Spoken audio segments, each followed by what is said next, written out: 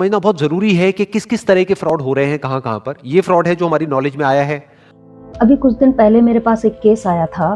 Case ये था कि एक लड़के का जो है अकाउंट फ्रीज हो गया। पहले फ्रीज हो गया, उसके बाद उसके पास फ्रॉड हो गया।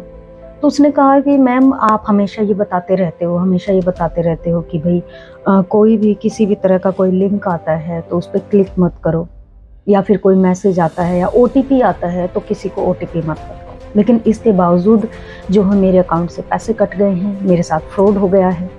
तो मैंने उससे यही पूछा कि मैं एक बात बताओ, आपके पास कोई लिंक नहीं आया, कोई OTP नहीं बताई, तो आपने क्या किया था? कह रहा है बस कुछ नहीं, और मेरे पास एक QR कोड आया था और उसने ये कहा था कि पेमेंट रिसीव करने के लिए QR कोड स्कैन करो और फिर उसके बाद क्या है आपकी पेमेंट रिसीव हो जाएगी।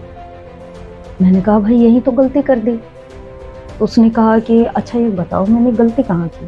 मैंने कहा QR कोड हमेशा जो होता है वो पेमेंट करने के लिए होता है, ना कि रिसीव करने के लिए। आपने उसको QR कोड को स्कैन किया और स्कैन करते ही आपका जो है IP एड्रेस जो है सब कुछ जो है उनके पास चला गया। उन्होंने फ्रॉड कर लिया, आपके अकाउंट से सारे पैसे निकाल लिए। तो ये गलती कैसे करते? तो दोस्तों आप लोगों को भी मैं यही कहना चाह रही हूँ कि कभी भी कोई भी QR कोड जो होता है वो पेमेंट रिसीव करने के लिए नहीं होता, वो हमेशा पेमेंट करने के लिए होता है। फ्रॉड का ये नया तरीका है तो इससे ना बच जाइए आप लोग, क्योंकि बचना बहुत ज़रूरी है। छोटी छोटी चीज़ें हैं जो हमें और आपको ध्यान रखनी होती है, और हमें अगर पता है और जिसे नहीं पता उसे बतानी होती है।